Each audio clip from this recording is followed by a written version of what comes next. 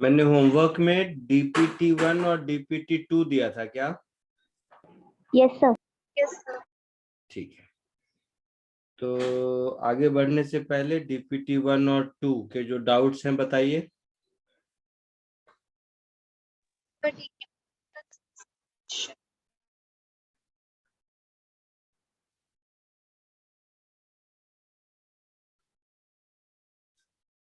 बोलो फटाफट, डाउट बोलते चलो। सर DPT2 का क्वेश्चन 4। अच्छा, 2 में 4, ओके। सर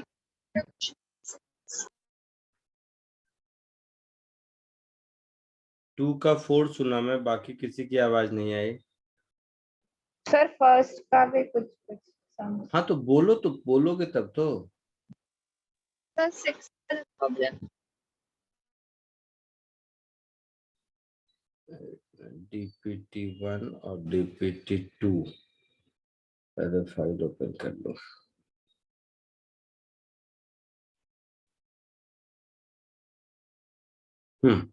DPT2 में क्वेश्चन नंबर 4, DPT1 में बोलो। सर 6 6 और फटाफट।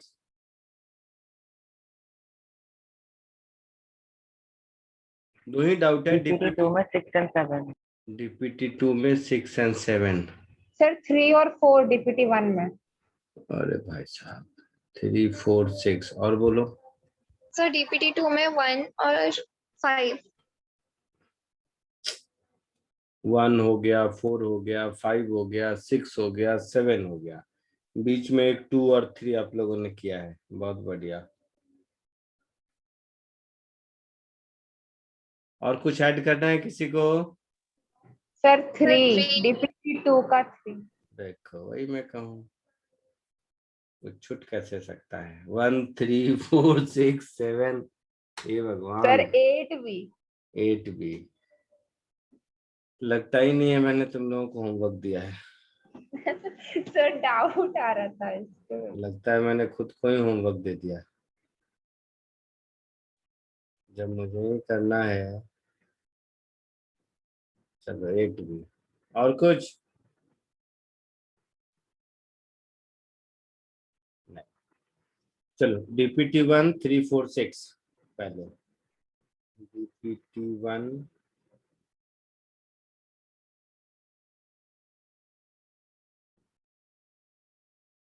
Question number 3।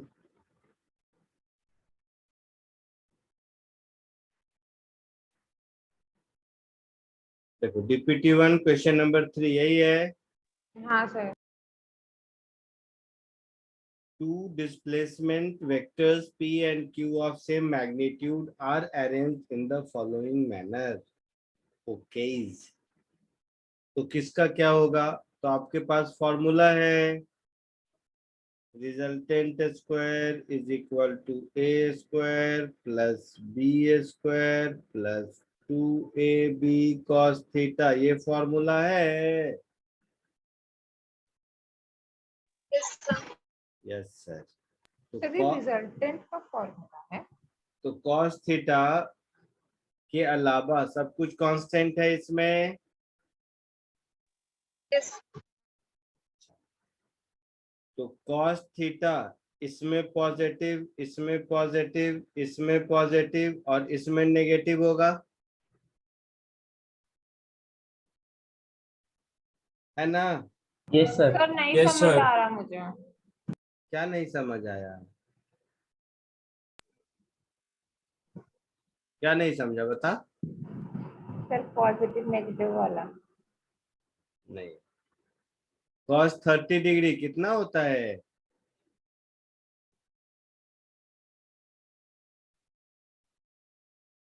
2 3 2 3/2। cos 90 डिग्री कितना होता है? 0 cos 45 कितना होता है? 1/2 2 1/2।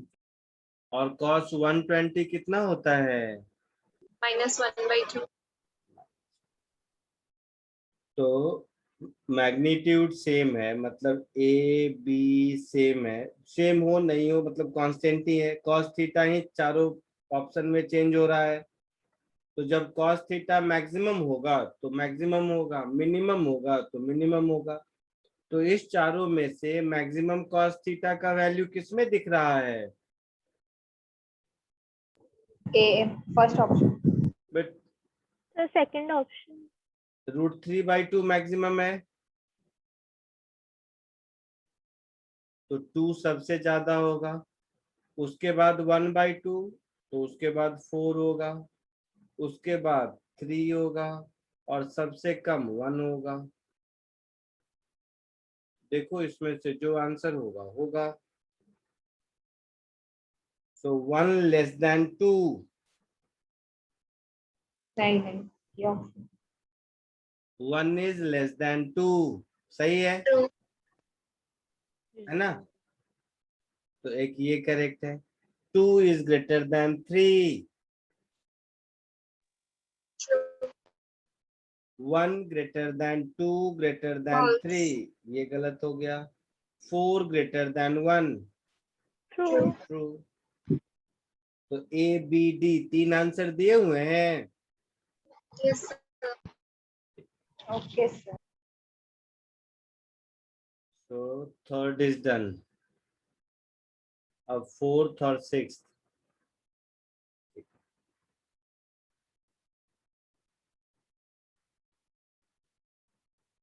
DPT 1 question number 4।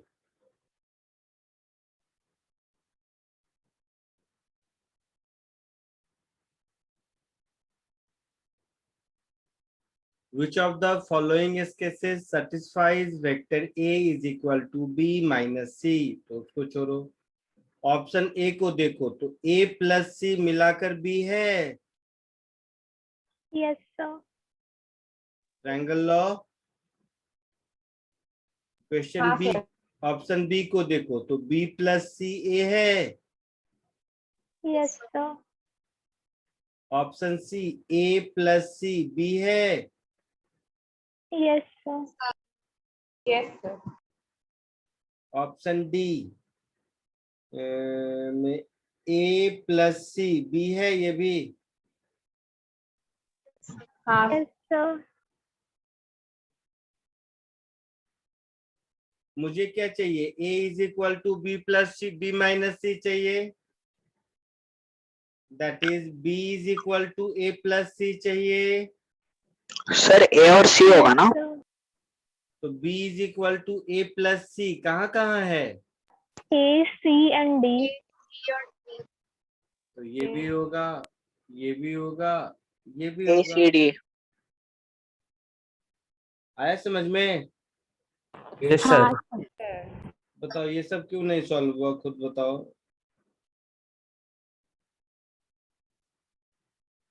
अच्छा, सिक्स्थ में राइट हैंड थंब रूल, ये बेटा नहीं सिखाया। राइट हैंड थंब रूल सिखाऊंगा क्रॉस प्रोडक्ट में। सर ये 10th स्टैंडर्ड में था। सर ठीक। 10th स्टैंडर्ड में था थोड़ा। हाँ थोड़ा था ना, तो मैं थोड़ा ज्यादा सिखा दूंगा, घबराओ मत। बट बाद में। Next sir? डीप, हम बोलो। सर एग्जाम में हम लोग को ऐसा बोलेंगे कि विच ऑफ द फॉलोइंग, कि हम लोग को सिर्फ एक ही आंसर होगा? ये सब मुझे ना, मतलब इससे अच्छा एग्जाम का पेपर ही मांग लेता, दे देता मैं। अरे जो इंस्ट्रक्शन देगा पढ़ना, जैसा रहेगा वैसा रहेगा, क्यों परेशान हो रहा है? सीखने पर ध्यान दो। जेई मेंस में सिंगल चॉइस क्वेश्चन पूछे जाते हैं, जेई एडवांस में सिंगल भी होता है, मोर देन वन करेक्ट भी होता है। तो जो भी ऊपर लिखा हुआ होगा इंस्ट्रक्शन, उसके हिसाब से जाएगा। इसमें कौन सी कोई फिजिक्स क्या है? इसमें मोर देन वन करेक्ट भी हो सकता है, सिंगल करेक्ट भी हो सकता है, जैसा भी होगा क्वेश्चन में इंस्ट्रक्शन लिखा होगा, है ना? हाँ सर। तो इसमें कौन सा फिजिक्स है? कुछ भी, तुम लोग फिजिक्स छोड़ के सब पूछता है। DPT 2 question number 1 3 4 5 8। ठीक है, पहले 1 3 देखते हैं। DPT 2 question number 1।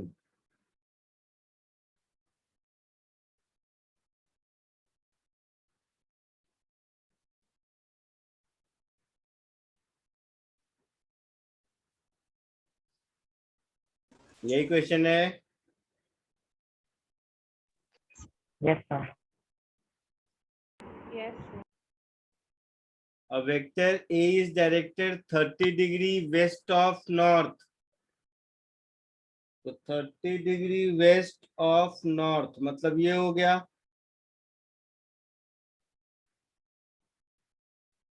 हाँ sir. So 30 degree west of north. Another vector B is 15 degree south of east. So 15 degree south of east.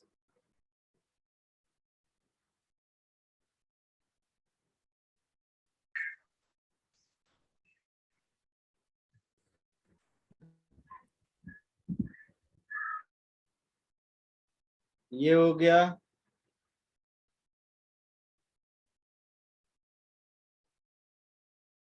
ऐसा होगा। हाँ सर। Yes, sir. वो There is vector north west of north लिखा था, इस ऊपर वाला एंगल। क्या बोल रहे हो? वेक्टर ए में वेस्ट ऑफ नॉर्थ डायरेक्शन लिखा था, इसलिए ऊपर वाला एंगल लिया 30 डिग्री। फिर इंग्लिश, फिजिक्स नहीं, इंग्लिश इंग्लिश पढ़ो पहले। वेस्ट ऑफ नॉर्थ, तो नॉर्थ से वेस्ट की तरफ 30 degree. South of okay sir, okay east, sir. West of north मतलब नॉर्थ से वेस्ट की तरफ। साउथ ऑफ ईस्ट, ईस्ट से साउथ की तरफ। इंग्लिश है, फिजिक्स का ही नहीं है। अब कह रहा है इस सब का रिजल्टेंट, तो इस सब का रिजल्टेंट क्या होगा? डिपेंड करता है ए और बी का मैग्नीट्यूड कितना है। लेकिन ये तो पक्का है ना कि कोई पैरेललोग्राम ऐसा बनेगा, अगर जस्ट ऐसे ही बता रहा हूं, तो ये ब्लैक वाला और ब्लू वाले लाइन के बीच में ही कहीं होगा, हाँ सर। है ना? Yes sir. तो इसका रिजल्टेंट इसी रीजन में कहीं होगा ना। Yes, sir. Option D correct answer. अरे वाह। तो नॉर्थ हो सकता है, ईस्ट हो सकता है, नॉर्थ ईस्ट हो सकता है, साउथ कभी नहीं हो सकता। आया समझ में? Yes Yes, sir. sir. तो कैन नॉट बी पूछा है तो साउथ मेरा आंसर होगा। सर पर मोस्ट एक्यूरेट तो साउथ वेस्ट होना चाहिए ना। नहीं, मोस्ट एक्यूरेट क्या होता है ये? मोस्ट एक्यूरेट क्या है? मतलब अपने मन से तुम लोग जहाँ इंग्लिश लगाना है वहां लगाता नहीं है, जहाँ नहीं लगाना है वहां लगाता है। मोस्ट एक्यूरेट कहाँ है? मोस्ट एक्यूरेट मैं तो कहूंगा वेस्ट होना चाहिए, वेस्ट कभी नहीं होगा। सर कोई वो मीनिंग रीजन है ऑफ इसका? रिजल्टेंट में कैसे वेक्टर्स निकलेंगे, मतलब कैसी डायरेक्शन में, एक बार ड्रॉ कर दीजिए ना। अरे बी का लेंथ कितना बड़ा है, ए का लेंथ कितना बड़ा है, इस पर डिपेंड करता है पैरेललोग्राम कैसा बनेगा। बट कैसा भी पैरेललोग्राम बने, ए और बी अगर उसके एडजेसेंट साइड हैं तो ये पैरेललोग्राम इसके अंदर ही होगा ना, कहीं हाँ सर। होगा। तो इस केस में जैसे ये पैरेललोग्राम बना तो ये रिजल्टेंट है। ए का लाइन और लंबा होता तो ये ए की ओर और शिफ्ट होता जाता, बी का लाइन और लंबा होगा तो ये डायगोनल बी की ओर और शिफ्ट होता जाएगा। यस ए सर, और समझा। बी के मैग्नीट्यूड पे डिपेंड करेगा। बट कुछ भी होगा, ए लाइन के लेफ्ट साइड नहीं हो सकता है और बी लाइन के नीचे नहीं हो सकता, ये पक्का है। ए यस और सर। बी को एडजेसेंट साइड लेकर कोई भी पैरेललोग्राम ड्रॉ करोगे तो वो ए के लाइन से टुवर्ड वेस्ट कभी नहीं आ सकता और बी के लाइन से टुवर्ड साउथ कभी नहीं आ सकता, हमेशा ए और बी के बीच में ही कहीं रहेगा, यस सर। है ना? और बोलो। ये था फर्स्ट। फर्स्ट के बाद कौन सा पूछा था? 3 4। थर्ड। लिखते चल रहे हो तुम लोग ना? चल रहे मतलब सर हम लोग तो समझ रहे थे ऐसे। क्या?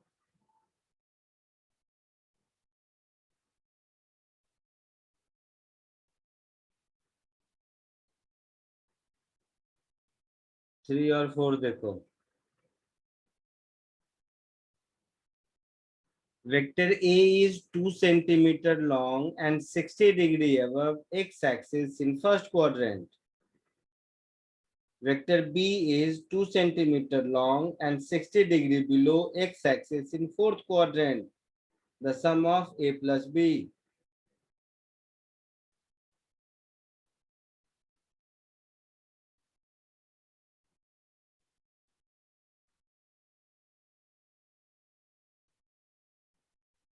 ये हो गया वेक्टर ए,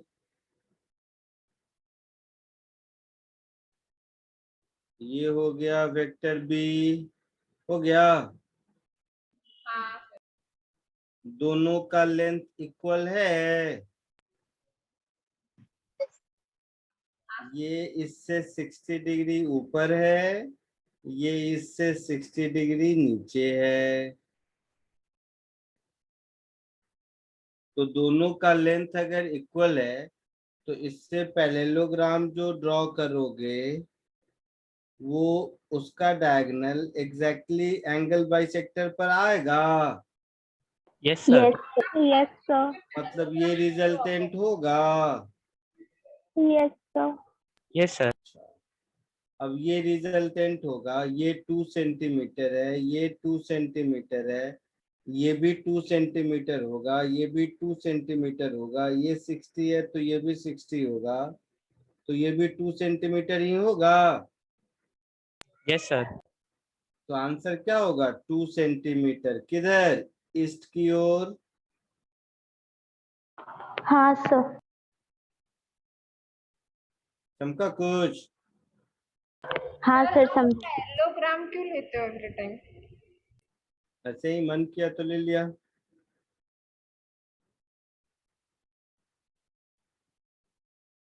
बी आंसर। आप बोलो क्या, क्यों पैरेललोग्राम क्यों लेता हूं? लास्ट क्लास में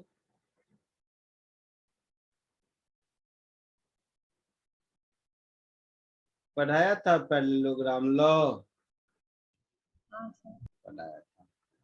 तो इस लॉ में दिख रहा है कि पैरेललोग्राम ड्रॉ करना कब आसान होता है? जब दो वेक्टर का टेल एक जगह मिल रहा है तो उस केस में पैरेललोग्राम ड्रॉ करना आसान होता है। अगर एक का टेल और एक का हेड मिलता तो ट्रायंगल ड्रॉ करना आसान था, इसलिए ले रहे हैं। नहीं लेना चाहते हो तो भी कोई बात नहीं, तो भी यही आंसर आएगा। एक वेक्टर 2 दूसरा वेक्टर 2, दोनों के बीच का एंगल 120 डिग्री। फॉर्मूला में पुट कर दो, under root 2a square plus 2a square plus 2 into 2 into 2 into cos 120, तो भी वही आएगा। समझे कुछ?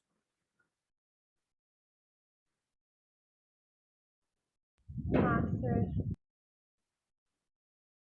तो ये था question number 3। Question number 4, which of the vector diagram represent greatest magnitude of displacement of object?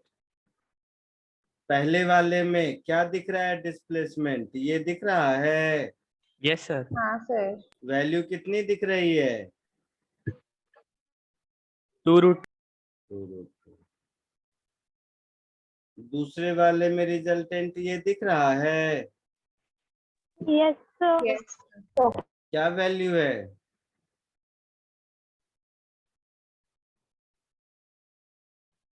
तीसरे वाले में रिजल्टेंट ये दिख रहा है 2 मीटर। हाँ सर। Yes, sir. और चौथे वाले में रिजल्टेंट 0 दिख रहा है। Yes, sir. Yes, sir.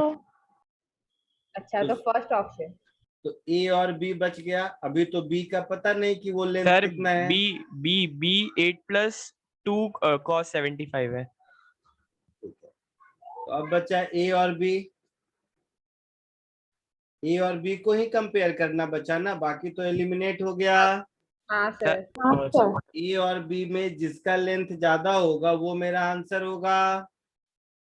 हाँ yes Yes, sir. Sir. Yes sir. A का तो मिल गया 2√2 metre. Yes, sir. B S का लेंथ बताओ कितना होगा। ये एंगल 75 है तो Sir, 8 plus 2 cos theta, cos 75. Sir cos 105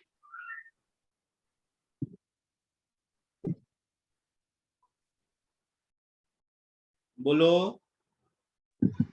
sir theta का 105 होगा। Cos 105, sir. वो head to tail है, अलग है वो. देखिए भाई, इतना कहाँ थीटा वीटा मेहनत में, तो कॉमन सेंस। ये 75 है। हाँ ये सर। ये दोनों एंगल इक्वल होगा आइसोसेलेस ट्रायंगल में। तो 180 में से 75 हटा दो, कितना बच गया? 105, 105 105 का आधा कितना होगा? 52.5. 52.5 तो ये हो गया 52.5 डिग्री, ये भी हो गया 52.5 डिग्री। तो ये हो गया 2 cos ऑफ 52.5 डिग्री। समझ आया कैसे? Yes, sir. कैसे? Sir, आपने नीचे वाला पैर ले लिया ना? वो- नहीं समझा सर। हाँ हाँ न, मैं समझ गया, मैं कि तुम लोग नहीं समझा, ये बात मैं समझ गया। चलो कोई बात नहीं, तुम लोग फॉर्मूला में वैल्यू पुट करना सीखो। खाली फॉर्मूला में वैल्यू पुट करना सीखते हैं। √a² plus b² plus 2 into a into b into cos 105। ये तो ठीक है ना? Yes, sir. हाँ सर। cos 105 नेगेटिव होगा, ये पक्का है। Yes sir. मतलब ये पूरा टर्म नेगेटिव होगा, ये पक्का है। हाँ सर।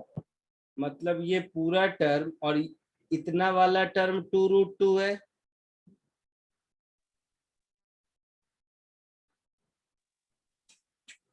सर Yes, सिर्फ वो sir. 2 प्लस 2 स्क्वायर का पूछ रहे हैं ना आप? ये 8 है, चलो छोड़ो, 8 है। हाँ, yes, sir. तो ये लेस देन 8 है, लेस देन √8। सर वो पूरे की वैल्यू ना। हाँ पूरे की वैल्यू, हाँ yes, मतलब लेस देन 2√2 है। yes sir. Yes sir.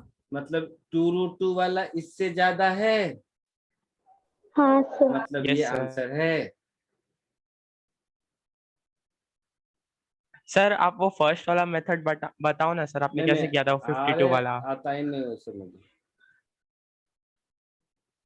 वो सब मुझे नहीं आता। वो जब आएगा फिर बताऊंगा। ये आसान है तुम लोगों के समझने के लिए।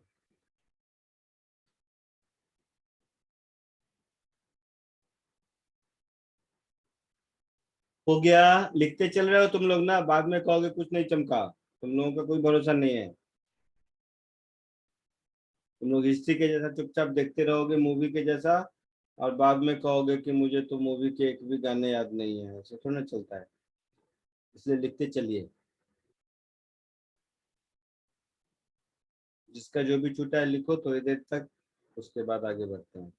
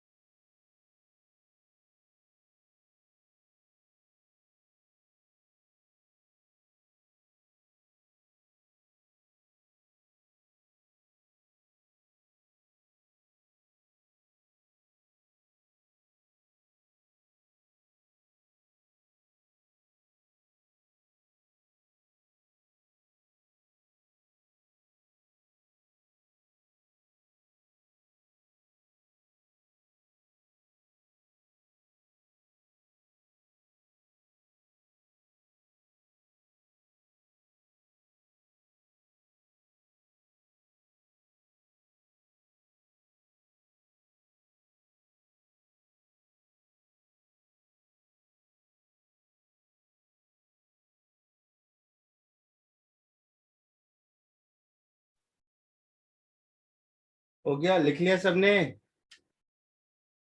यस सर, आगे बढ़ूं? Yes yes sir. तो कौन कौन सा हो गया? 1 हो गया, 3 हो गया, 4 हो गया, अब 5 और 6, 5 6 7 8। ओ माय गॉड,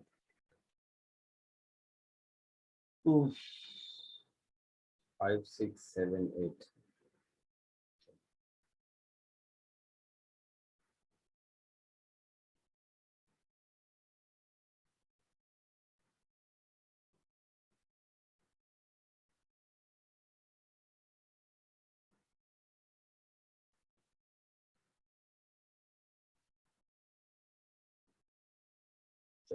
फाइव और 6,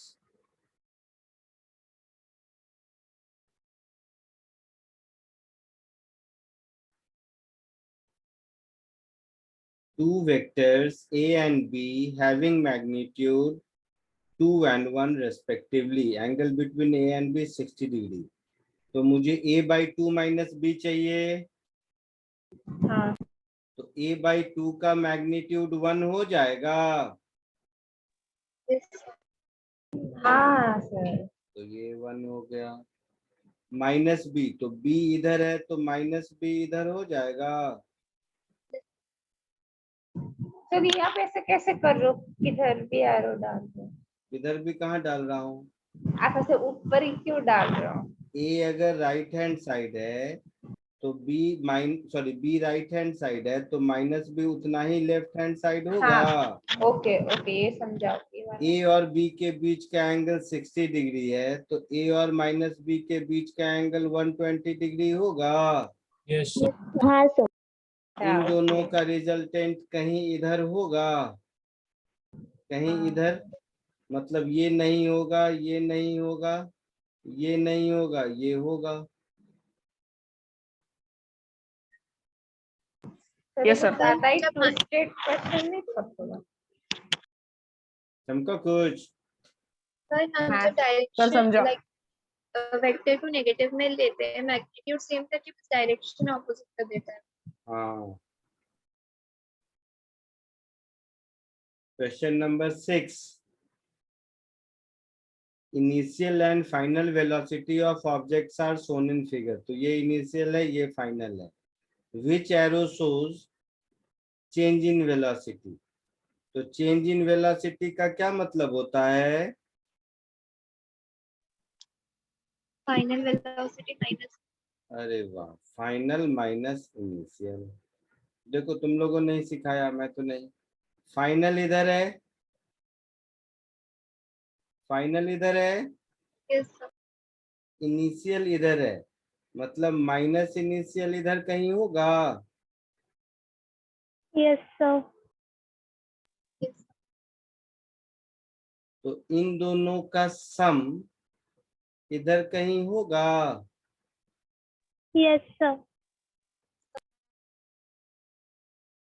ये तो ऑप्शन। इधर नहीं हो सकता, इधर नहीं हो सकता, इधर नहीं हो सकता, इधर होगा। तुमको कुछ हाँ सर। यस सर, बताओ, कहीं कुछ भी है? कितना आसान सब्जेक्ट है फिजिक्स, तुम लोग इसको। हाँ सर, आपको आसान लगेगा, आप तो टीचर हो। अरे नहीं, बाकी और में सबसे डिफिकल्ट सब्जेक्ट नहीं। सर ओ ऐसे ही भाई, करने जाओ तो हार्ड लगने लगता है फिर। हाँ तो तुम लोग आदत नहीं बदला, तुम लोगों को पढ़ाई का मतलब यही लगता है कि फॉर्मूला में कुछ वैल्यू पुट किए, कुछ आंसर आ गया, इसको आप लोग पढ़ाई समझते हो। वो पढ़ाई नहीं है, वो तो कोई भी कर लेगा, वो तो क्लर्क का काम है ना। अगर एक फॉर्मूला दे दूं और वैल्यू दे दूं, बोलूं पुट करके आंसर लाने के लिए, तो ये काम करने के लिए क्या चाहिए? कुछ नहीं चाहिए, आपको एडिशन सब्ट्रैक्शन मल्टीप्लिकेशन डिवीजन आना चाहिए, जो कि एक क्लर्क को आता है। उसको पढ़ाई थोड़ी ना कहते हैं।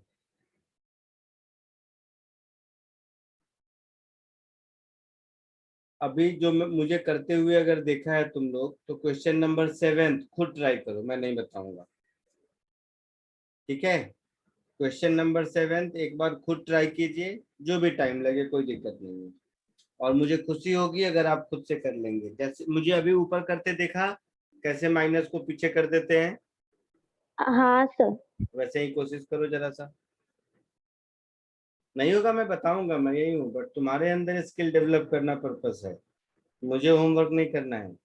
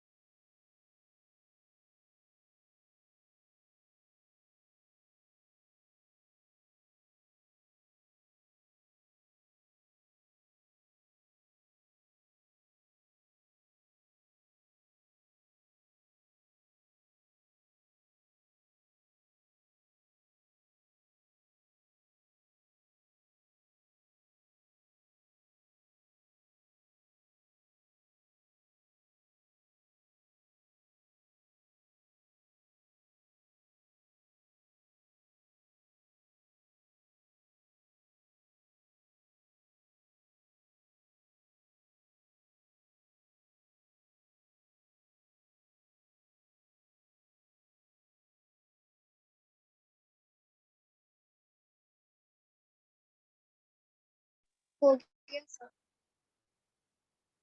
हो गया सर।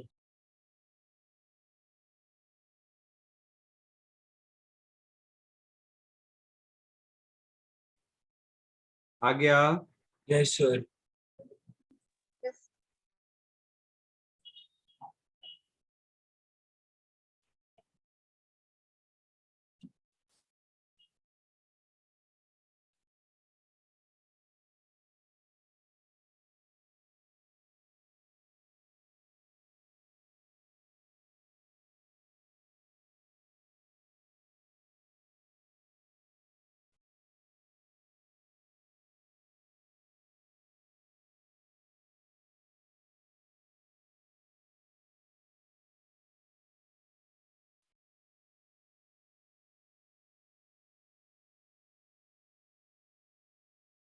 सारे हो गए, सबको मुझे बताने की जरूरत है क्या?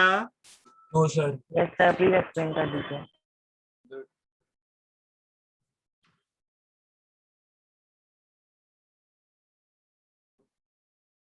F1 F2 F3, फर्स्ट में F1 plus F2 plus F3। Yes sir. Yes sir. तो F1 प्लस F2 कहीं इधर होगा? हाँ सर। हाँ sir. Sir F1 plus F2 पर सॉरी F2 2 प्लस 3 कहीं इधर होगा? सर। Yes sir. 1 इधर है तो 1 प्लस 2 प्लस 3 कहीं इधर होगा, है ना?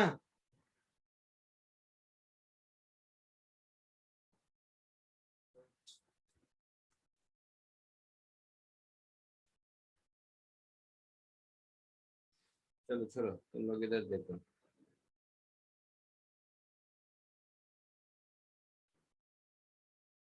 ये है 2,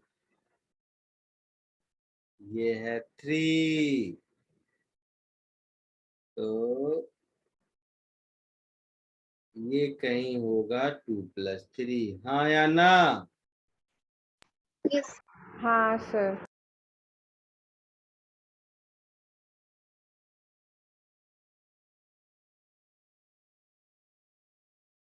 और ये है 1, है ना? Yes sir.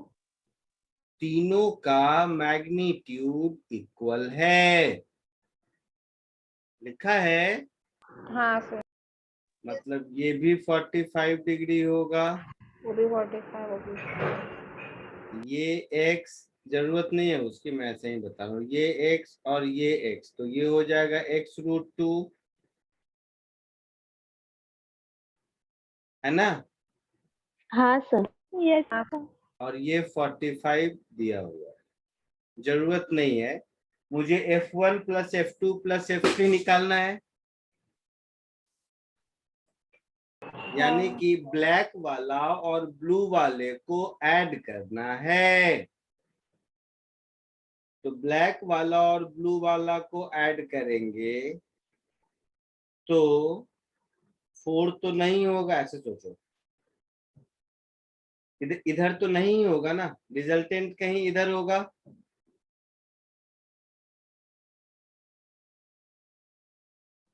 तो भाई साहब समझ रहा है कुछ? हाँ सर। ब्लैक वाला लाइन और ब्लू वाले लाइन के बीच में ही कहीं रिजल्टेंट होगा ना।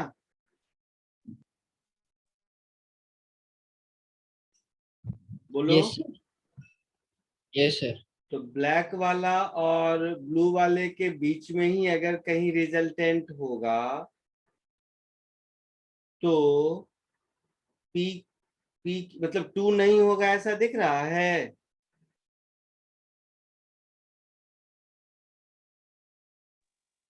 But sir, हाँ सर 2 नहीं होगा। 4 नहीं होगा, ये दिख रहा है। हाँ सर 4 भी नहीं होगा। 4 तो कभी नहीं होगा, है ना? इन दोनों लाइन के बीच में कोई लाइन अगर हम ड्रॉ करेंगे, इन दोनों लाइन के बीच में, तो 1 हो सकता है और 3 हो सकता है, 2 और 4 तो नहीं होगा कभी भी। नहीं होगा। 2 ऐसे है, बट इसके नजदीक इस लाइन के इधर सर 2 हो सकता है शायद। सर 2 ही होगा। 2 हो सकता है, हो भी सकता है, हो देखो। सकता है। ठीक है, चलो, तो P में हो सकता है, P में 4 नहीं होगा, ये पक्का है, ठीक है। P, हाँ हाँ P सर। में 4 नहीं होगा, ये पक्का है ना। तो ये ऑप्शन को कट कर देते हैं, ठीक है। अब Q ढूंढते हैं, Q में 2 1 3, तो Q मिल जाएगा, तो आंसर मिल जाएगा यहीं से। Q में है F1 - F2 + F3। Yes sir. yes. तो देखो, ये है F1, ये है F2, मतलब ये हो गया -F2, यस सर। और ये हो गया F3। यही कहानी है ना। ये F1, ये -F2 और ये F3, इन तीनों का सम करना है। तो ये हो जाएगा एग्जैक्टली बीच में F3 Yes, sir. -F2। Yes sir. Yes sir. ये ब्लू और ये रेड वाले को ऐड करेंगे तो ये 2√2 होगा ना, समझ रहे हो? ये x√2 वैल्यू होगा और ये x होगा, तो रिजल्ट है। तो कैसे बताओ? इसका मतलब नहीं है तुम लोग घर में एक भी क्वेश्चन नहीं किए हो। दो वेक्टर अगर आइडेंटिकल है और बीच का एंगल 90 है तो x√2 नहीं होगा रिजल्टेंट। हाँ हाँ सर। Okay sir. तो ये ब्लू वाला हो गया x√2 और ये F1 हो गया x, तो मुझे इन दोनों का रिजल्टेंट चाहिए। तो इन दोनों का रिजल्टेंट क्या होगा? इस रेड वाले लाइन से थोड़ा नीचे होगा, कहीं इधर, हाँ सर। है ना। तो second quadrant I mean third quadrant वाला इधर कहीं ऐसा वेक्टर देखो, तो क्यू में ऐसा मतलब 2 तो नहीं होगा, 3 होगा। 4 भी नहीं होगा। 1 तो नहीं होगा, 3 हो सकता है, तो Q2 का Q का 3 होगा, तो Q का 3 यहाँ दिख रहा है। सर तो- आपने कैसे बताया उसका रिजल्टेंट रेड लाइन से पीछे होगा? अरे दोस्त, ये 45 है, हाँ सर। ये भी 45 है, हाँ सर। तो ये वेक्टर और ये वेक्टर, इन दोनों के बीच का एंगल 90 डिग्री है और इसका मैग्नीट्यूड ज्यादा है, तो रिजल्टेंट मिडिल वाले लाइन से इधर की ओर शिफ्ट करेगा पैरेललोग्राम बनाएंगे तो।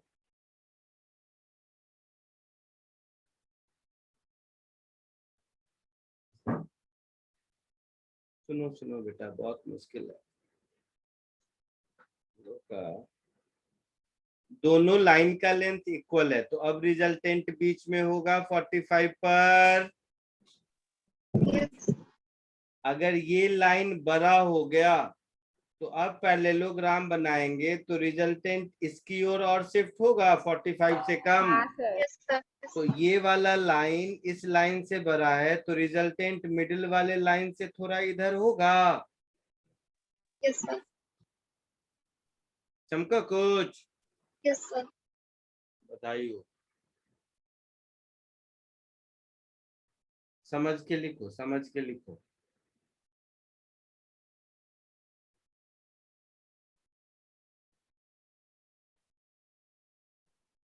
सर हाँ आपने जब फर्स्ट वाले में जब आपने F2 प्लस F3 पहले ऐड किया तो आपको डायरेक्शन अलोंग 3 आया, फिर जब मैंने F1 एंड F2 पहले ऐड किया एंड उसके बाद उसका रिजल्टेंट F3 से ऐड किया तो मुझे डायरेक्शन अलग आया। ऐसा हो ही नहीं सकता है, ऐसा सर क्यों? डायरेक्शन अलग आ रहा है, मैंने भी वही किया था स्टार्टिंग। ऐसा मतलब तुम लोग ऐसी बात करते हो, साइंस में पॉसिबल है कभी? किसको किसको पहले ऐड कर दो बताओ। तो F1 एंड F1 और F2 को F2 पहले ऐड किया। ओके, 1 और 2 को कर दो ऐड पहले। हाँ सर। यस सर चलो कर देता हूं।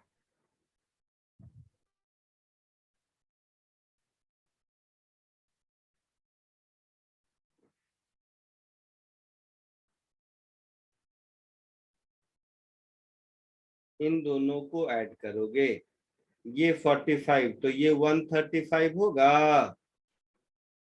Yes sir. 135 का आधा कितना होता है? 67.5। तो 90 से कम होता है थोड़ा। Yes sir. अच्छा, तो 90 से थोड़ा कम होता है, मतलब मैं ये कह दूं कि 90 से थोड़ा कम, ये एंगल मेरा, ये मेरा 1+2 होगा। Yes sir. यस सर अब ये 1+2 के साथ 3 को ऐड करेंगे 1+2 के साथ, तो ये कहीं ऐसा होगा इधर कहीं इन दोनों लाइन के बीच में, यस सर। है ना? तो इन दोनों लाइन के बीच कहीं होगा, तो क्या क्या हो सकता है देखो, या तो सर 2 हो सकता है या 4 हो सकता है। सर 4 के अरे वैल्यू मान लो नहीं वही पता ना, है। तो आपको लाइक दूसरा डायरेक्शन में आया था ना। कहाँ दूसरा आया था?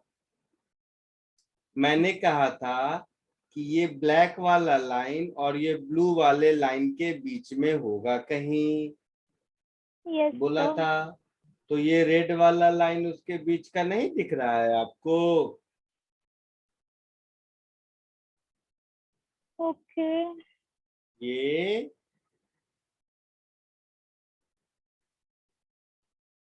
Okay sir. चमका? आया समझ में? Yes sir.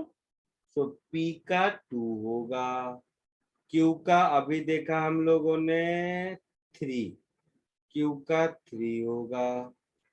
इस तरह से और भी चेक कर सकते हैं, बट P का 1 और Q का 3, मुझे लगता है P का 2 और Q का 3, इन दोनों से ही आंसर हम लोगों को मिल जाएगा।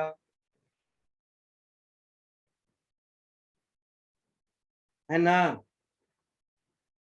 Yes Yes, sir. बट फिर भी मैं बोलूंगा, आप लोगों को सीखना पर्पस है, तो अभी अपने अपने नोटबुक में आर और एस का भी ड्रॉ करके देखिए।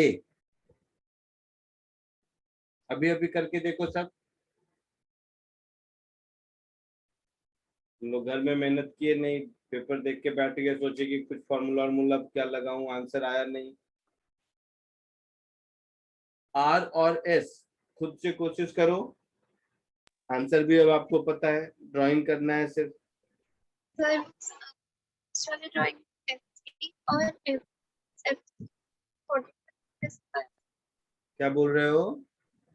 सर F3 और F2 F3 के बीच में 45 कैसा है एक बार बता सकते F2 और F3 दोनों का मैग्नीट्यूड सेम है, यस सर तो इन दोनों के रिजल्टेंट जो डायगोनल बनेगा वो एंगल बाइसेक्टर होगा। Okay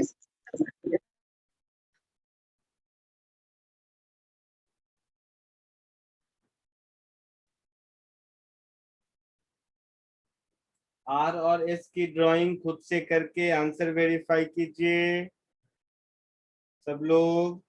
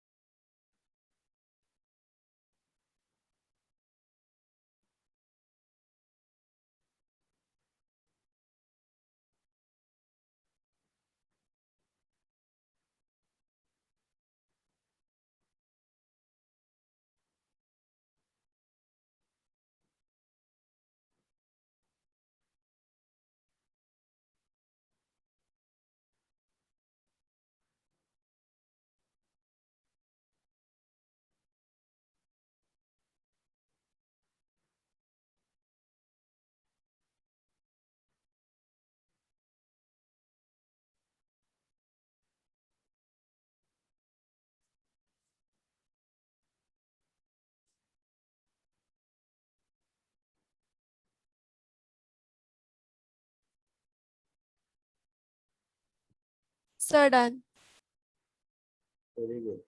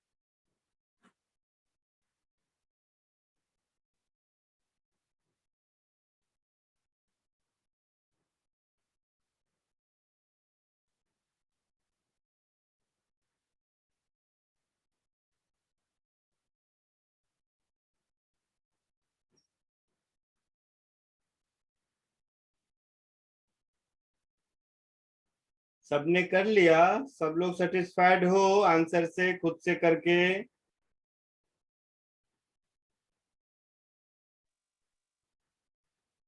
yes sir.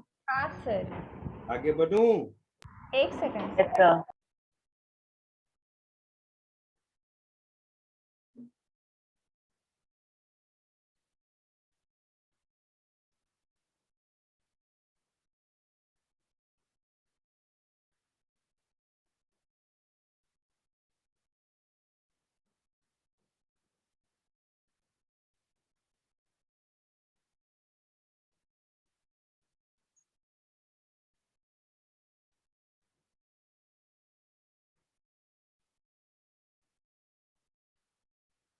आगे बढ़े?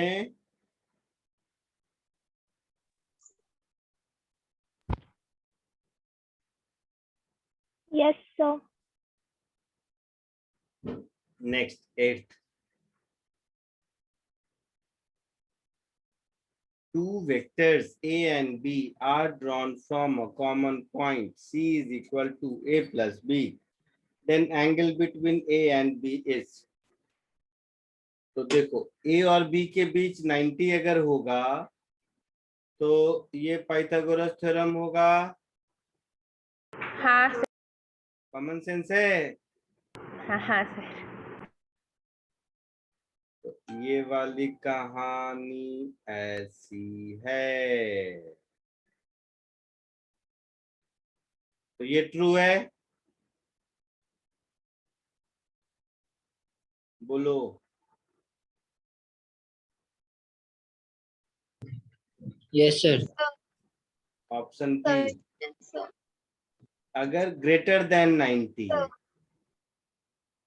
ग्रेटर देन 90 अगर एंगल है ए और बी के बीच,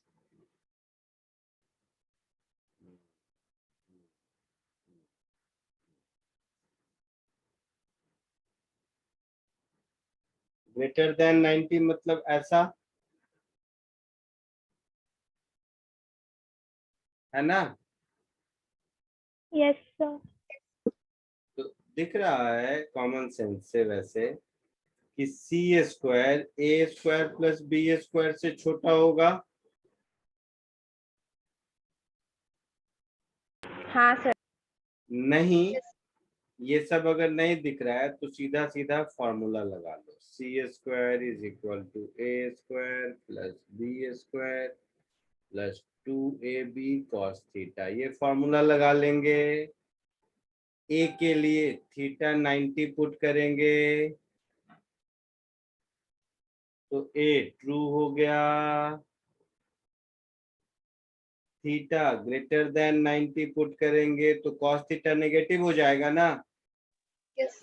Yes, sir. मतलब Yes, C sir. Square a square plus b square से छोटा हो जाएगा तो बी ट्रू हो गया. और बी ट्रू हो गया मतलब सी रॉन्ग हो गया.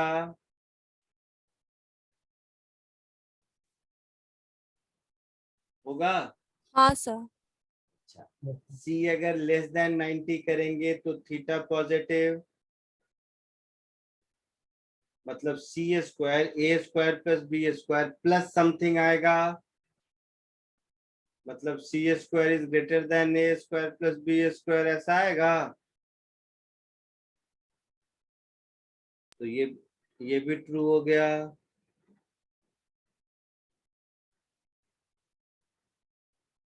ज्योमेट्रिकली तो ये दोनों समझ आया. ज्योमेट्रिकली एक तीसरा भी देख लो.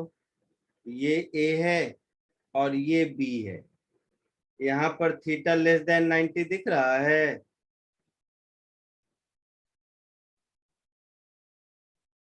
ये लेस देन 90 थीटा हुआ ना. Yes sir. तो यहाँ दिख रहा है c square greater than a square plus b square. Yes sir. इसमें c square is equal to a square plus b square. इसमें c square is less than a square plus b square. तो geometry से भी कर सकते हैं, formula से भी कर सकते हैं. हमका कुछ. Yes sir. सर आप मुझे डी ऑप्शन का एक्सप्लेनेशन बताओगे क्या? हाँ, फॉर्मूला में cos थीटा अगर पॉजिटिव होगा. हाँ सर.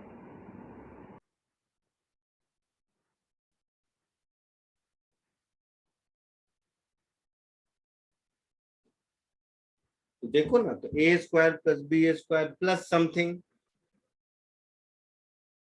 होगा. तो a square plus b square plus something है मतलब c square a square plus b square से ज्यादा हो गया. सर आपने वो सी वाले का ज्योमेट्री का बता सकते हो? पहले इससे पहले वाला बताओ. C square is equal to a square plus b square plus something होगा.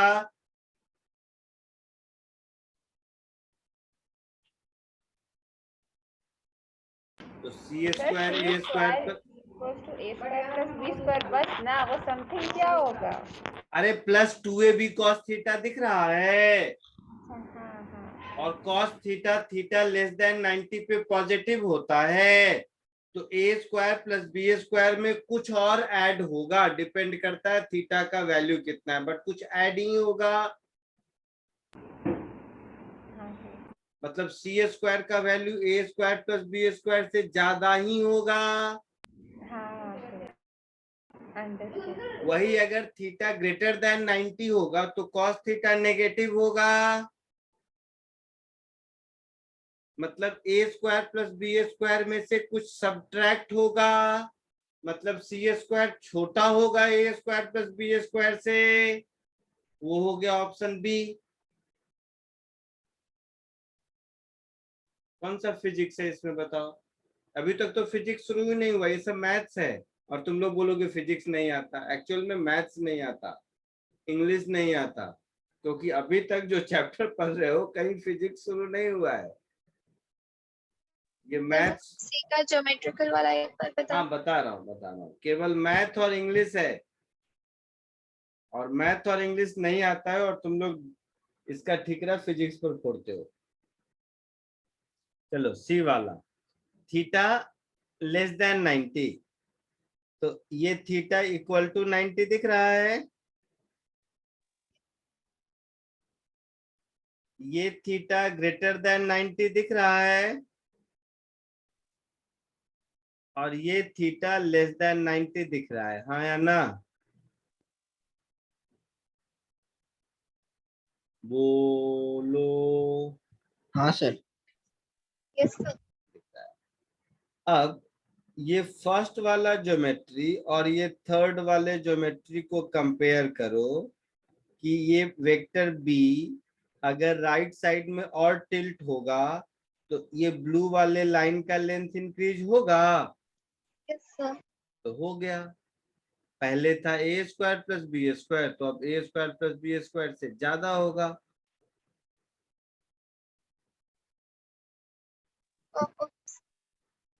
आया समझ में? यस। बधाई हो। आगे बढ़ूं? Yes sir. चलो अब आगे बढ़ते हैं। अब एक नई चीज पढ़ते हैं जिसको कहते हैं यूनिट वेक्टर।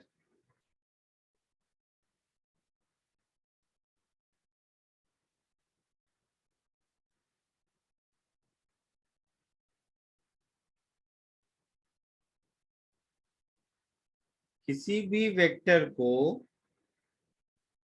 अगर हम उसके मैग्नीट्यूड से डिवाइड कर दे तो अब जो वेक्टर बनेगा उसका मैग्नीट्यूड 1 होगा। Yes sir. Yes, sir.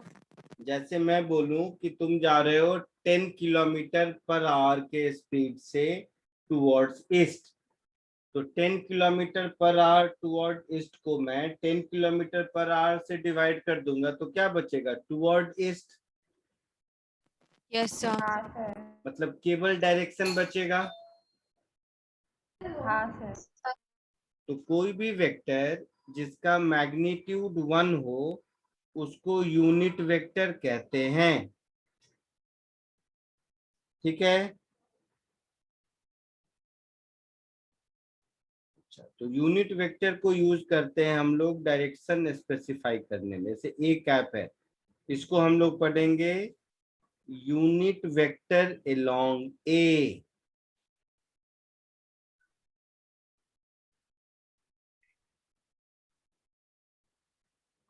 Sir ये फॉर्मूला है? कॉमन सेंस है, फॉर्मूला नहीं बोलता मैं, कॉमन सेंस है। ए के ऊपर ऐसी टोपी जो दिखाई देती है, कैप पढ़ते हैं इसको, तो किसी चीज के ऊपर ऐसी टोपी दिखाई दे कैप, मतलब वो यूनिट वेक्टर है, उसका मैग्नीट्यूड 1 है, ठीक है? Yes sir. अब ये यूनिट वेक्टर का कॉन्सेप्ट क्यों जरूरी है? तो यूनिट वेक्टर का कॉन्सेप्ट इसलिए जरूरी है कि इसके हेल्प से हम लोग डायरेक्शन बता सकते हैं दुनिया में कोई भी डायरेक्शन। जैसे ज्योग्राफी में कोई भी डायरेक्शन बताने के लिए यूनिवर्सली एक्सेप्टेड है नॉर्थ, ईस्ट, वेस्ट, साउथ, ये 4 direction.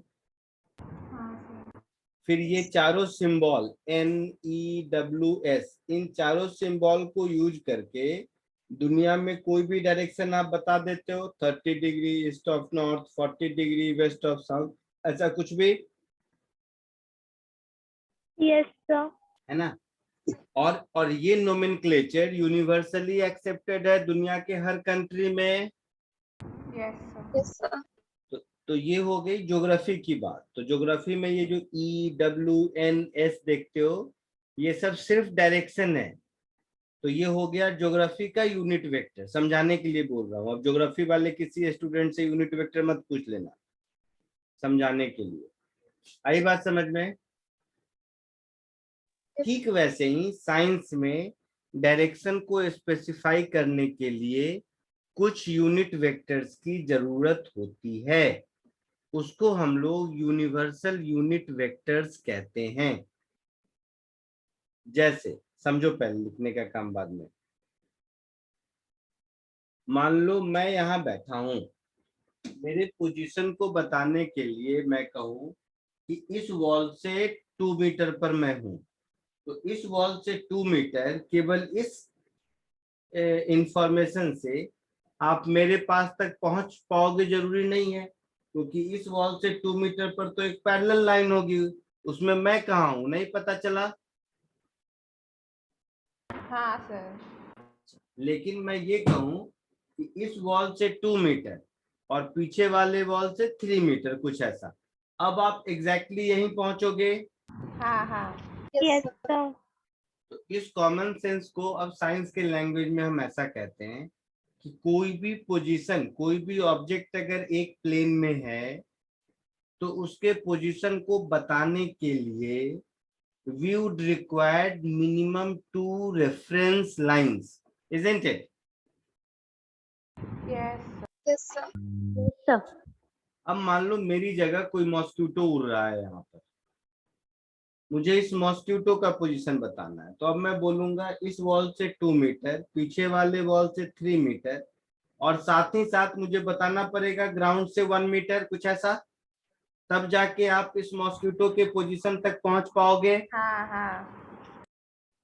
So Yes, it sir. means in order to specify position in a 3-dimensional space, we would require minimum 3 reference line.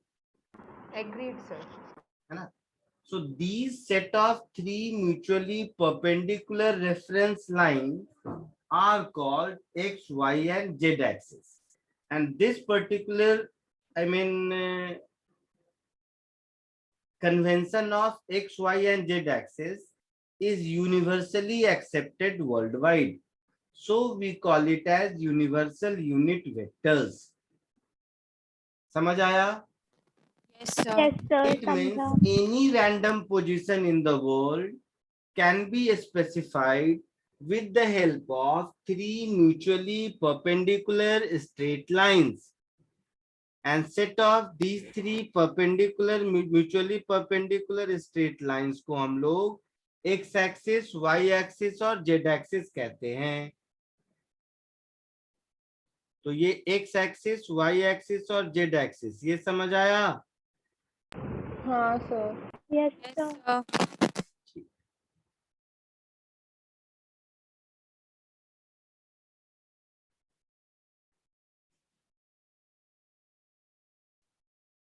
सो ये मेरा कहलाएगा x एक्सिस, ये मेरा कहलाएगा y एक्सिस, और ये कहलाएगा z एक्सिस। ये तीनों आपस में परपेंडिकुलर है, ये दिख नहीं रहा है बट है परपेंडिकुलर, क्योंकि ये आपके नोटबुक के प्लेन से बाहर वाली लाइन है। समझ रहे हो कुछ? जैसे इधर देख, ये ब्लैक, ये हो गया x एक्सिस, ये Yes, sir. Yes, blue sir. हो गया y एक्सिस, Yes sir. और ये हो गया z एक्सिस।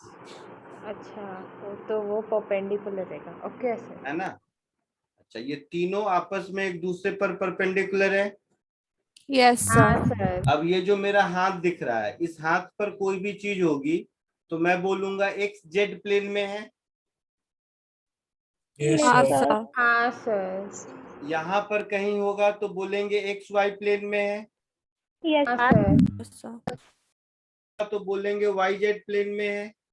यस हाँ sir. Sir. So X Y Z, अगर एक्स जेड वाई जेड और एक्स वाई प्लेन में है, in that case two reference lines are more than sufficient. But if object is in three-dimensional plane, that is xyz plane, in that case we would require three mutually perpendicular reference lines, isn't it?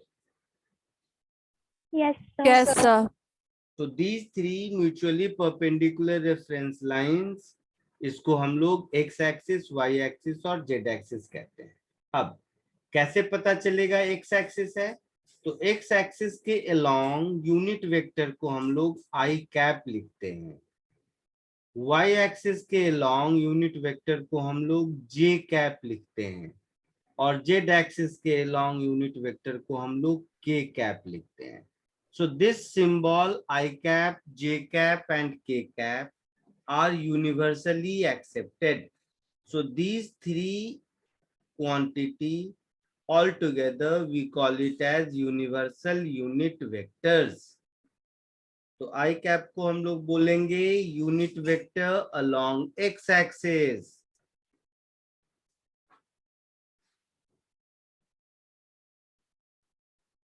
J cap को बोलेंगे unit vector along Y axis.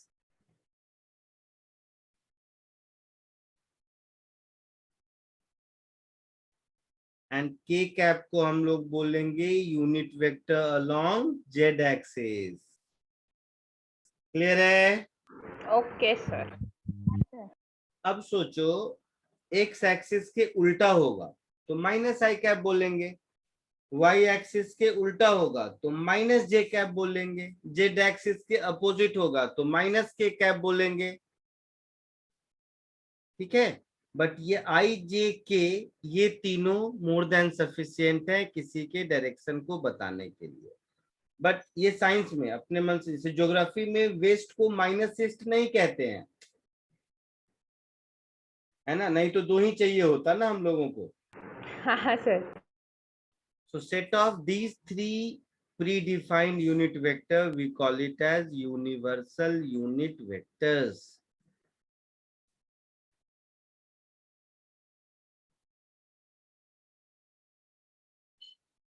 इसको पहले copy कर लो, फिर इसको कैसे use करते हैं, क्या है नहीं है देखेंगे।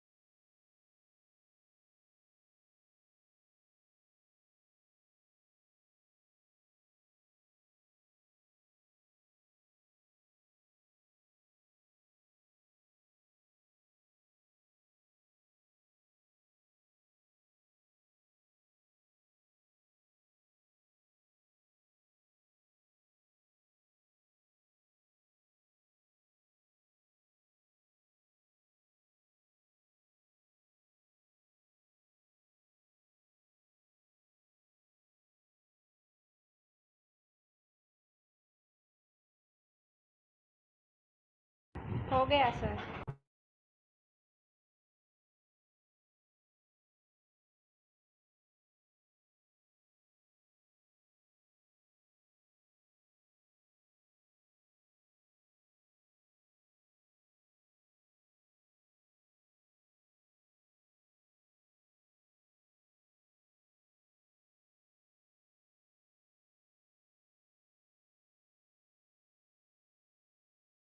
हो गया, आगे बढ़ूं? So 1 minute. Sir.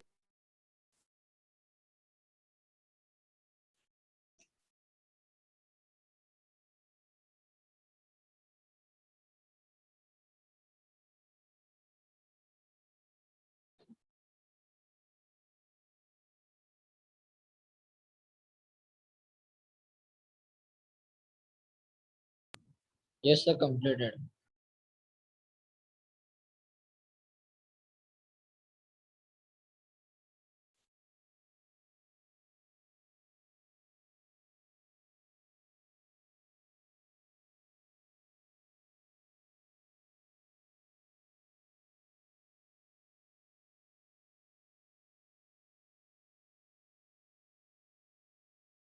If a vector is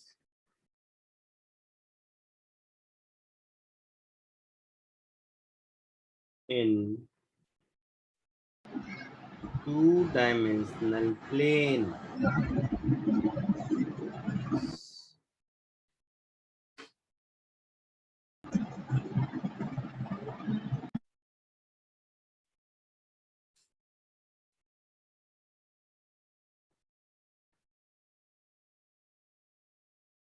ये एक वेक्टर है मान लो, ठीक है, let it be A,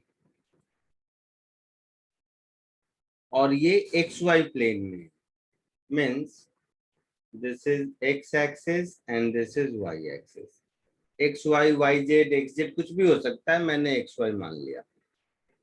This point we call it as O, this point we call it as A. Now, if I draw a perpendicular from point A on x-axis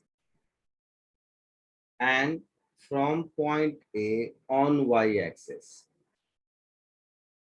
तो common sense से देखो जो मैं कह रहा हूं, ये OM और ON,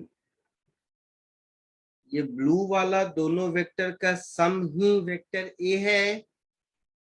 हाँ सर। हाँ सर। Yes, sir. अच्छा, So vector A, we will write it as OM vector plus ON vector, isn't it?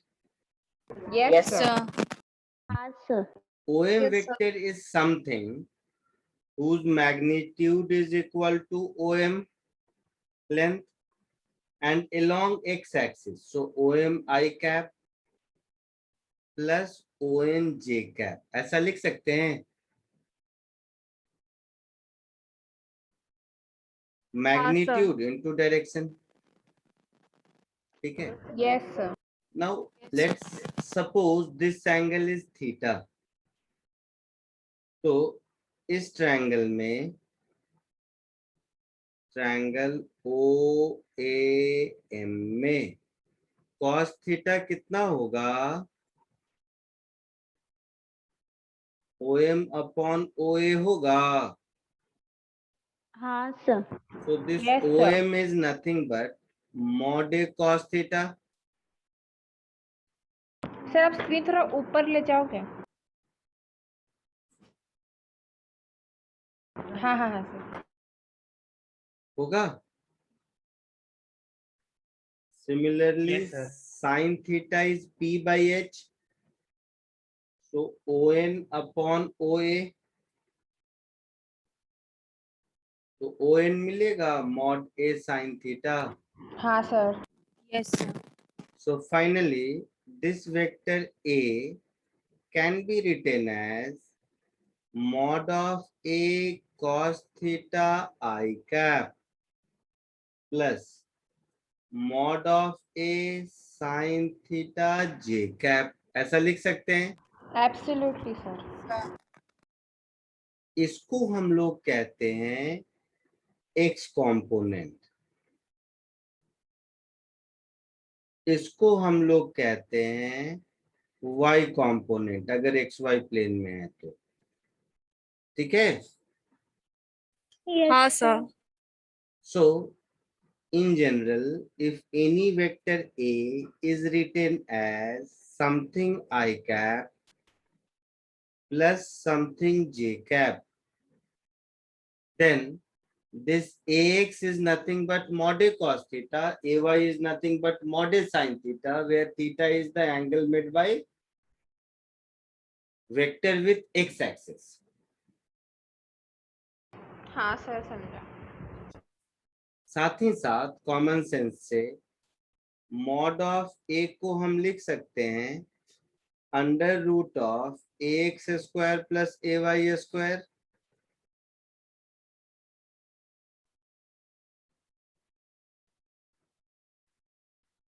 Sir ये कैसे? ऐसे जादू से जादू।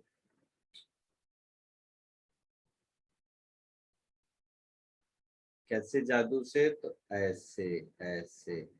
ये जो ब्लू वाली लाइन है बेटा, यही ए एक्स है यहाँ से यहाँ का लेंथ, हाँ सर। और यही ए वाई है यहाँ से यहाँ का लेंथ। हाँ हाँ समझा समझा सर। तो ये भी ए वाई होगा, तो ओ ए हो जाएगा under root x square plus ए वाई स्क्वायर। हाँ हाँ हाँ सर। जल्दी से इसको पहले कॉपी कर लो, फिर देखते हैं।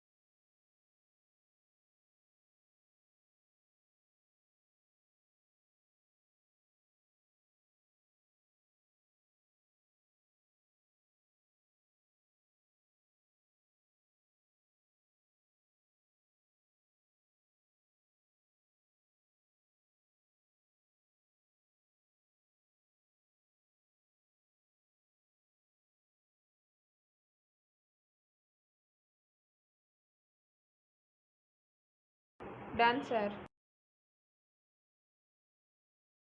नो सर, 1 मिनट रुको।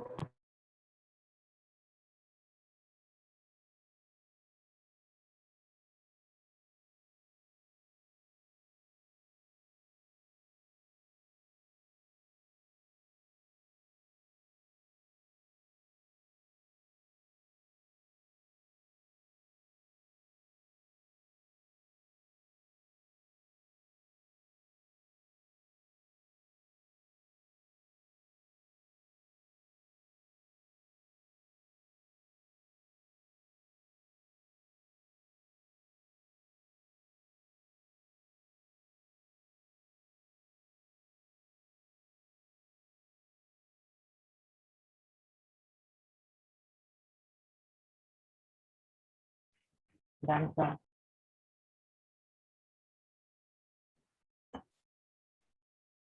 हो गया सबका?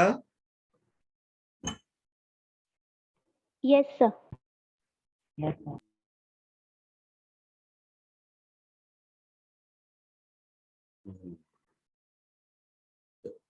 पहले एक क्वेश्चन करो।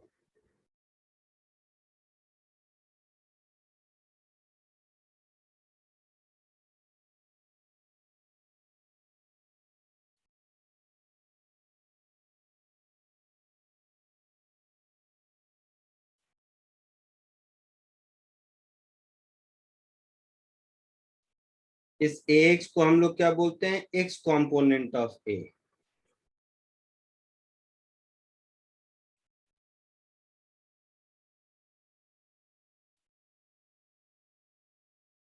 इसको हम लोग बोलेंगे y कॉम्पोनेंट ऑफ a।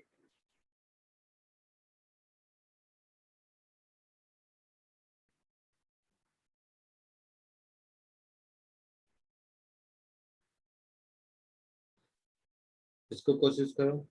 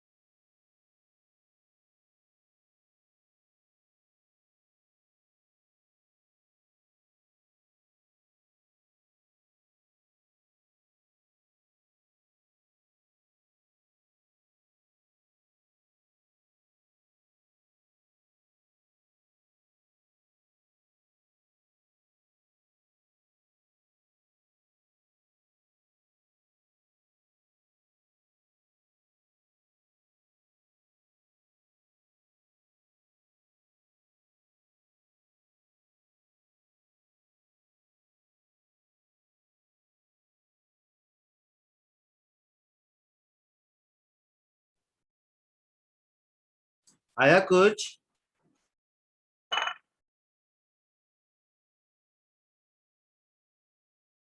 बोलिए।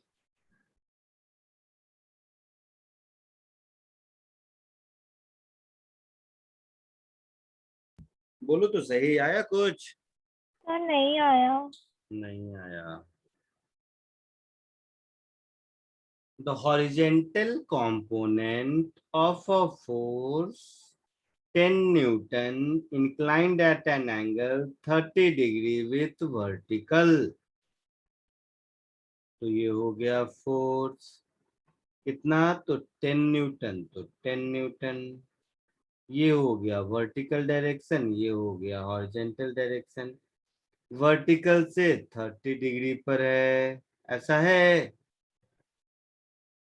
यस मतलब हॉरिजेंटल से 60 डिग्री पर होगा। हाँ सर। तो इसके दो कंपोनेंट होंगे, एक ये हॉरिजेंटल कंपोनेंट और ये एक वर्टिकल कंपोनेंट, होगा ऐसा। Yes sir. तो ये अगर 10 है, ये 60 डिग्री है, तो ये 10 cos 60 डिग्री होगा। Yes sir. हाँ और सर, वापस और एक ये सर 10 cos 30 डिग्री होगा। Yes sir. Yes Yes, sir. तो हॉरिजेंटल कंपोनेंट की वैल्यू कितनी हो गई? 10 cos 60। 5 न्यूटन। cos 60 कितना होता है? हाफ। 1 1 by by 2। 2। तो 5 न्यूटन हो गया हॉरिजेंटल कंपोनेंट, और 5√3 न्यूटन हो गया वर्टिकल कंपोनेंट। तो क्या पूछा है? Horizontal component. तो आंसर इज 5 न्यूटन। अब बोलो, किसको नहीं समझ आया? अब बोलो। सर ये 10 cos 60 और 10 cos 30 का सा है। ट्रायंगल, जो स्कूल में 6th 7th में पढ़ते थे, ट्रायंगल। घर में एक भी क्वेश्चन नहीं किया है। मतलब ये ब्लैक वाला लाइन 10 है, ये 60 डिग्री है। ओ ए एम एन, हे भगवान। Triangle O A M cos 60 डिग्री, O M upon O A. So OM is OA cos 60। समझे? Yes sir. That is 10 cos 60। Same story यहाँ पर।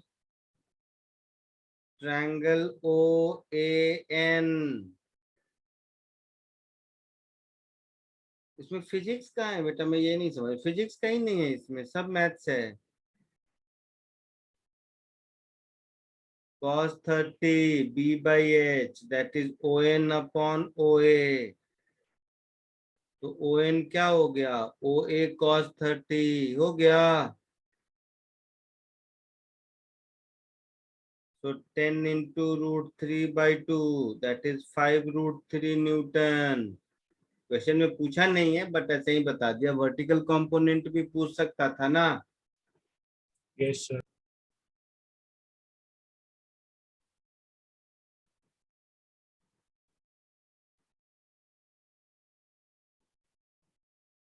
आगे बढ़ूं? Yes sir. Yes sir. Sir.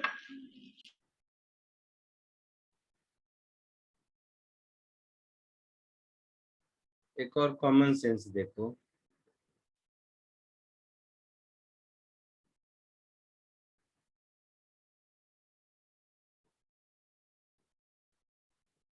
ये कॉमन सेंस क्या? कोई कॉमन सेंस क्वेश्चन पे आते हैं।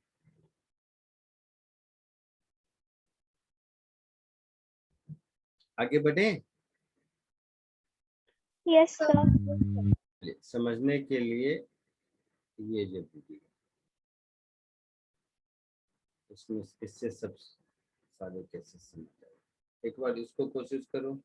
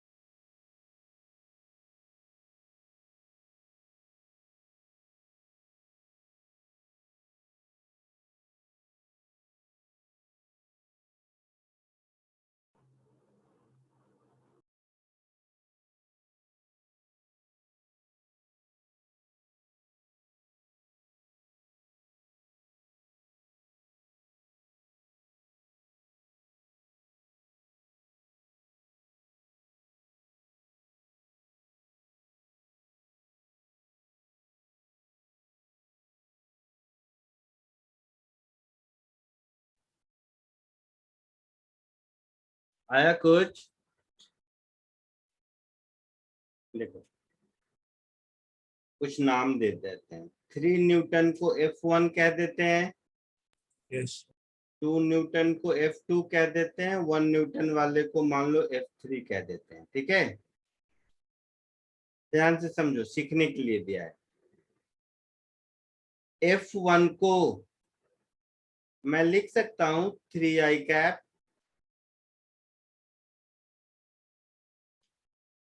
आया ना? हाँ F2 को ध्यान से समझेगा सब, मैं लिख सकता हूं 2 cos 60 degree i cap with minus sign plus 2 sin 60 degree j cap. नहीं समझा सर। नहीं समझा, मुझे मालूम था तुम लोग दिमाग को बचा के रखते हो कि किसी दिन एग्जाम में यूज करेंगे, अभी क्यों खर्च करें, उस दिन नहीं यूज होगा तो क्या होगा। ये 2 है, हाँ सर। ये 60 डिग्री है, हाँ सर। तो इस 2 के 2 कंपोनेंट होंगे, एक ये होगा और दूसरा ये होगा। आया ना? Yes, हाँ sir. सर। तो ये वाले का वैल्यू 2 cos 60 होगा होगा सर। और ये वाले का वैल्यू 2 sin 60 होगा। हाँ Yes, हाँ तो हाँ 2 cos 60 किधर है? नेगेटिव आई की तरफ। Yes sir yes. तो मैं लिख दूंगा 2 cos 60 along minus I and 2 sin 60 along plus j। Clear? पर सर उससे ऐड क्यों किया? क्या सर ऐड लेकिन क्यों किया है दोनों को? ऐड किया? क्योंकि ये जो रेड वाली लाइन है, ये यही दोनों ब्लू वाले लाइन का सम है ना। ओ ओ ओके सर। यहाँ पर कैसे ऐड किया था? OA is OM plus ON। Yes sir समझा। और बोलिए सिमिलरली F3 को मैं लिखूंगा -1 cos 60 degree I cap -1 sin 60 degree J cap, ऐसा लिखूंगा। हाँ sir. Yes sir. Yes sir. अरे वाह, तो F1 मुझे तो नेट फोर्स सब कुछ चाहिए, तो F1 plus F2 plus F3 चाहिए मुझे। Yes sir. तो 3 माइनस 2 cos 60 माइनस 1 cos 60, ये हो गया आई कैप में, plus 2 sin 60 degree minus 1 sin 60 degree, ये हो गया जे कैप में। Yes sir. हाँ तो सर। 3 cos 60 1/2 होता है, Yes, sir. तो -1 आई कैप प्लस 2 इंटू √3/2 माइनस √3/2 जे कैप, ऐसा होगा। यस हाँ sir. Sir. Yes. So 3 minus 1 4, 4 minus 1/2, that is 7/2 I cap Yes, sir. Yes sir. plus √3/2 J cap, ऐसा होगा। Yes. Yes yes sir. Net force. अब आओ question पे, question में क्या क्या पूछा है। तो question A net force along x axis, question B net force along Y axis, question C single additional force required to keep the body in equilibrium. ठीक है, देख लेते हैं। तो ए का आंसर होगा 7/2 न्यूटन,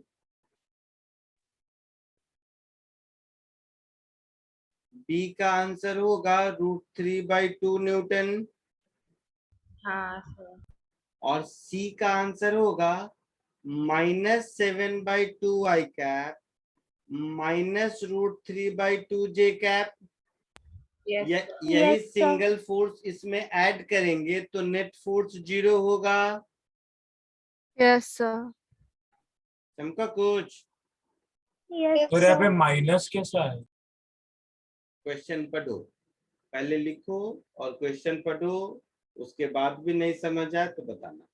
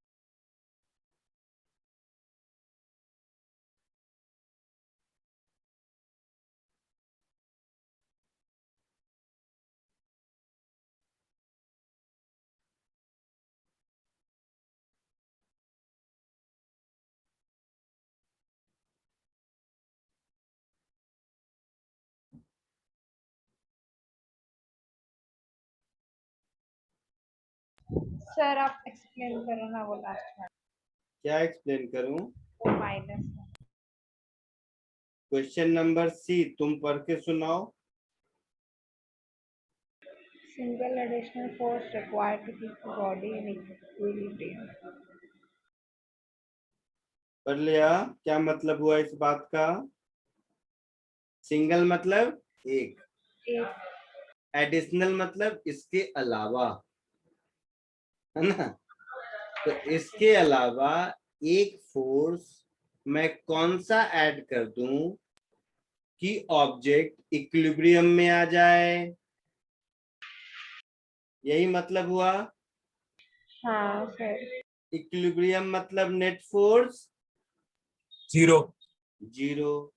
तो अभी नेट फोर्स जितना है उतना ही माइनस अगर ऐड कर देंगे तभी 0 होगा ना।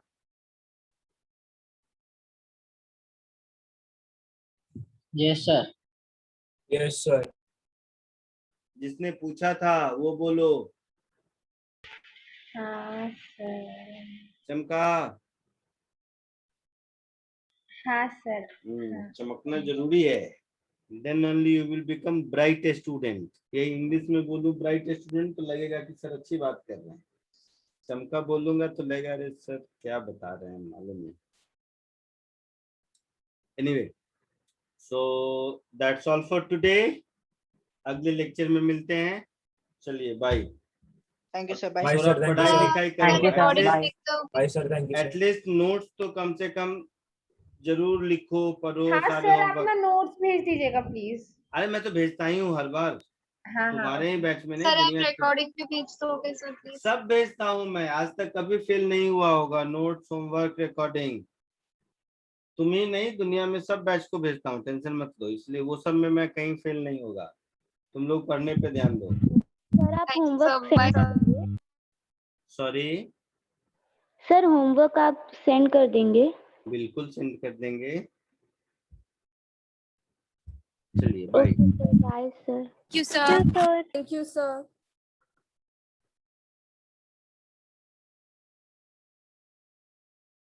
Thank you sir. Have a good evening.